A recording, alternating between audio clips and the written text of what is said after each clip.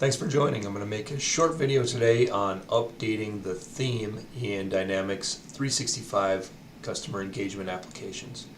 I apologize, I'm a little under the weather, so hopefully you can understand me well enough.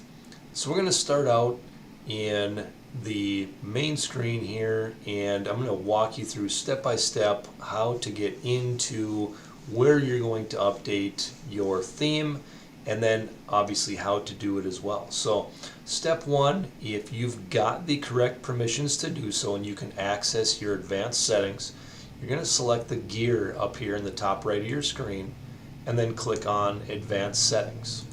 And that's going to open up another tab to get into the back end of your system. And once you're in here, towards the top, next to Settings, hit the drop down, go to Customizations, and then click on Themes. So when you come in here, you may already have multiple themes set up. The default theme, the theme that you're presenting today, is going to be checkmarked yes. Typically what I recommend to do is not to edit one of the existing themes, but instead to go in and just make a clone. So what we're going to do is just that. So we'll put a check mark next to default theme, click clone, and that's going to basically create a duplicate theme there. So you can see copy of CRM default theme, and then we can just basically select that to drill down into this theme and edit it ourselves. So I'm just going to type in test here to provide a name for it, and we can come in and add a logo. So that logo, if I go back to my main screen, is going to take the place of Dynamics 365 up here in this dark blue banner. So I'm going to come back in and I'm going to walk through what it's like to add a logo. So go ahead and click the search button, go to the bottom, click look up more records, and there you could have just clicked plus new. I prefer to go this way myself, but to each their own.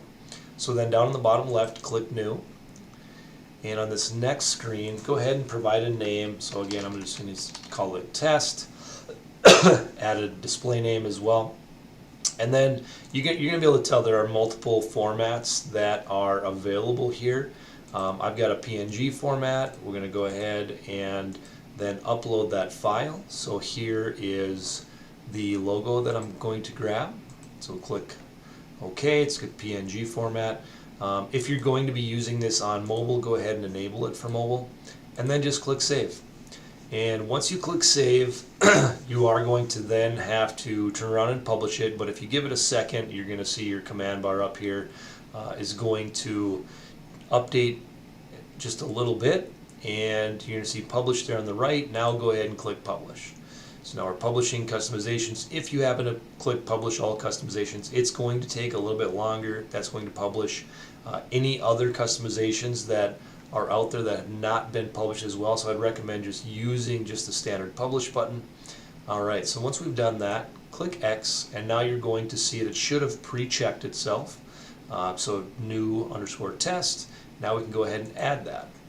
Now once we've added that, you can go through and you can update any of these other options. So we're using HTML color codes to update any of the other theming. And really what I find is the easiest way to do that is go up into your search bar, open up a new tab, and just go to htmlcolorcodes.com, or just do a search for HTML color codes. It'll pull something up that's going to work for you. And then when you come in, I can then start turning around and finding the right color that I want. You can see it's going to update the code number just right there. So if I decide, you know what, I want more of a dark red background for some reason, or into the blues here, we'll go into maybe a lighter blue. So I can grab that, we'll go ahead and we'll just copy it, come back into our themes, and we'll update our main navigation fill bar up here with that lighter blue. And then you can go through and you can update some of these other HTML color codes for any of these other areas as well. So you get the idea though, and once we're ready to publish, simply click Publish Theme. That is going to just take a second. If you give it a second, it's going to update, and then when we come back over to our main screen here, I'm going to refresh this. It might take 2 times. It seems like for me it usually does. So you might have to be a little patient there, a few seconds to update and refresh your screen. Mine's taking longer than normal here. We'll go ahead and we'll refresh that one more time.